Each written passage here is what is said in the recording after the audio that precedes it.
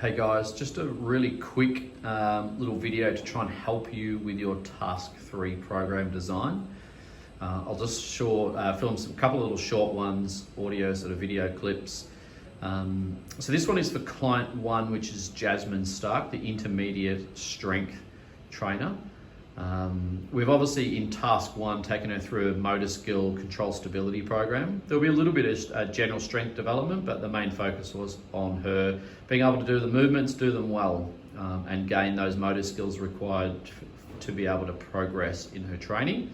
So I've listed that on the left-hand side there. You can see in the red font, I've just put the movement patterns that we've been speaking of all week with our lower body compound push, etc. So left side is Task 1. What we did was the bodyweight squat, the bodyweight push-up, the bodyweight supine hip extension, and the bodyweight inverted row. So in the green text, what I've put in there is the 2 factors that you need to consider in then designing your Task 3 programs. 1, what are the logical progressions that you would expect? So we would hope to think that she's gained some really good motor skill in those movement patterns. 2, there'll be a logical expectation that she would have gained some strength, just some general strength, nothing too full on. And I think the second aspect is any unexpected changes. So any injuries that were required, any exercises that they really struggled with, so they didn't actually acquire the motor skill as good as what we hoped they would have. So that could be something like a deadlift movement if we were doing that just might be progressing slower than others. Or in the instance, say for our case study, Jasmine, having some shoulder issues. So maybe that's still kind of giving her a bit of grief.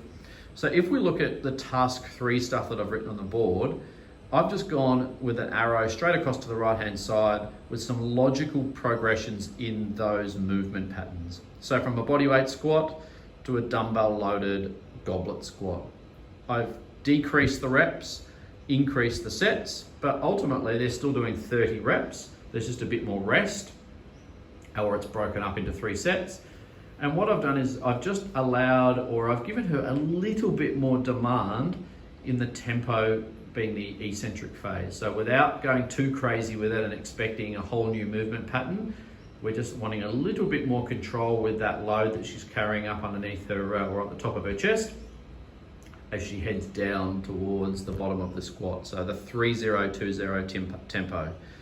For the push movement in the upper body, we've gone a logical movement between a push-up and into a chest press, and I've chosen a machine chest press only for the fact that we know that there's some shoulder issues, so the machine provides a little bit more consistency and stability. Not stabilizes their muscles, but just that the machine is designed for it to be performed in a certain way, so there's a little bit less risk there of damage to the shoulder. But it's allowing us to progress her a little bit with the pushing movements.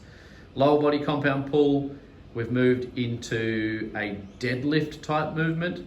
Okay, so ultimately we want to think about where do I want my client to be as an expert in these movement patterns.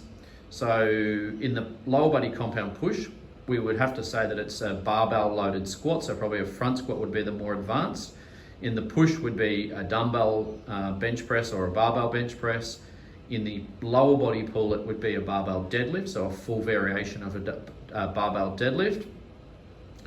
We don't think that she's necessarily ready for that full range, so what we might do is just regress the range a little bit, but teach her the movement patterns, being the racked pull, so maybe just a half distance. And then the final one being the upper body pull.